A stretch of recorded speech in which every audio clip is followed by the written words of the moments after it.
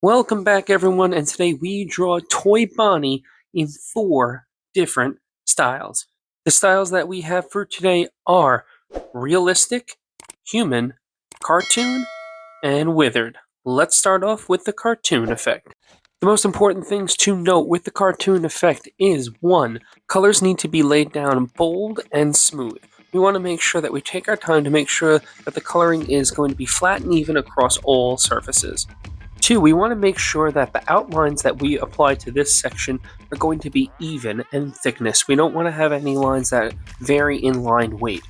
Some cartoons did that in the late 80s and early 90s, but in general, for the golden age of cartooning, it was considered to have a nice thin or thick bold outline across the character, depending upon what kind of style you were going for.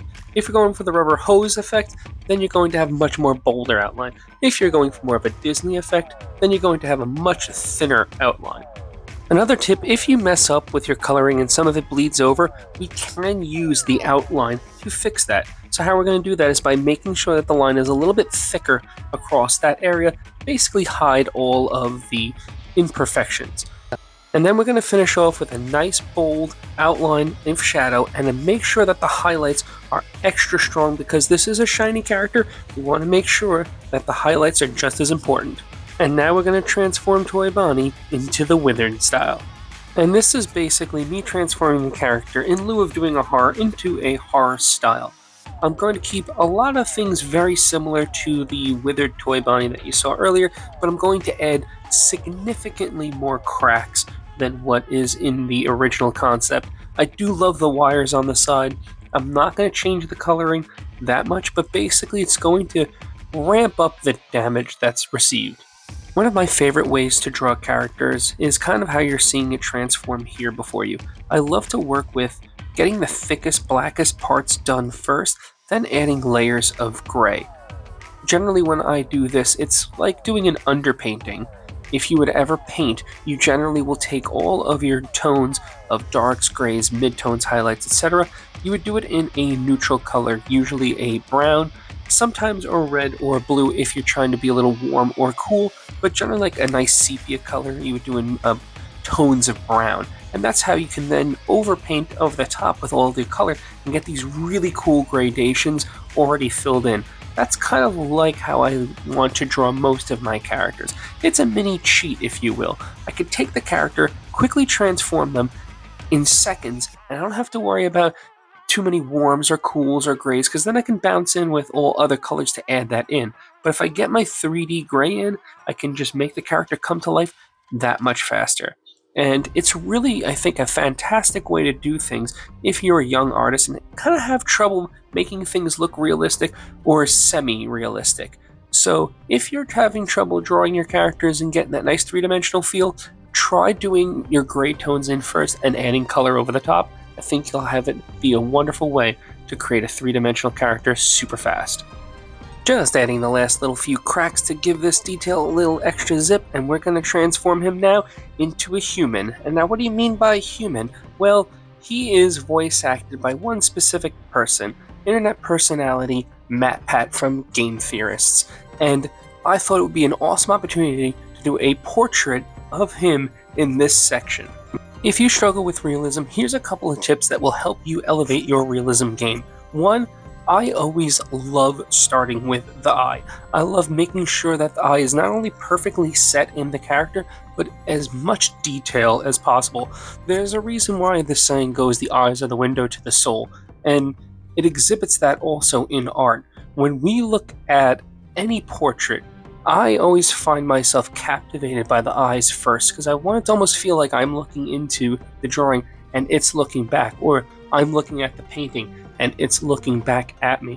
If the eyes feel off or disjointed or in the wrong spot, or they're just not colored correctly, then the whole thing can look really weird and give it almost a surrealism effect and not necessarily a realistic effect. Another tip is make sure that you're layering your highlights in and make sure you're layering in your shadows in across the whole image at once. Don't just overwork one section. And I know that might seem counterintuitive because I just told you to work out the eye first, but as you can see, when I was layering everything in, I established my shadows and my highlights. Same thing with the hair here. I established my highlights and my shadows, and then I worked in all the little tiny hairs.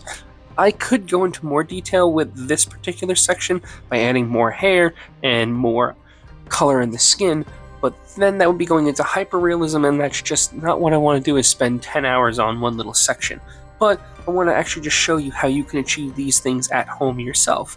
By adding in a little bit of white and a little bit of brown and all these little colors, then we build up over time, but we work all the areas together as the whole. And then you'll notice that the whole thing gets developed really easily and becomes a recognizable image. And that's basically what you want to achieve with realism. Does it look like the character that's being represented? I love working more in black and gray, but every once in a while I don't mind adding color and seeing how I could push values of colors. The third and most important thing to recognize is we should always add colors that are not necessarily represented in a character. So in portraits, you're going to have oranges and yellows, blues and greens underneath skin tone layers. So if you're painting, it's good to add these undertones, and then you can go over with a skin tone. That's how you're going to really push your realistic portraits. Now we're going to bring this piece home as we head on over to the realistic side. And for this, we're going to make it look like a smooth, beautiful animatronic, perfect to the representation in the movie. Not necessarily the video games, but we're going to try our best to make this thing look super silky and super smooth. How do we do that? Well, we're going to apply all the things that we learned in this video and then extrapolate that out. Now, one way we're going to achieve this is by adding a layer of alcohol markers across and then adding tons and tons of color pencil work. I find that if you really want to do hyper-realistic or quality realistic portraits or realistic anything, color pencils are by and large the best way to go. Yeah, they'll damage the heck out of your hands, but in the long run, it's how you get those super smooth transitions. Alcohol markers can do that at times, they just come with a catch. A lot of times they bleed out, they pith, which is like when the color kind of dots up and bleeds up and then has like a little bit washed effect over time. But if you want to get brilliant colors, it's color pencil work, and it's basically about time. Time that you take into achieving whatever level of realism you want. Studying the spheres of characters and cones of characters and shapes of characters. When you master those shapes and how they move in space, that's how you're going to get a much higher level of realism in your art pieces. And lastly, and most importantly, whenever you're trying to do anything that's new or realistic, just have fun.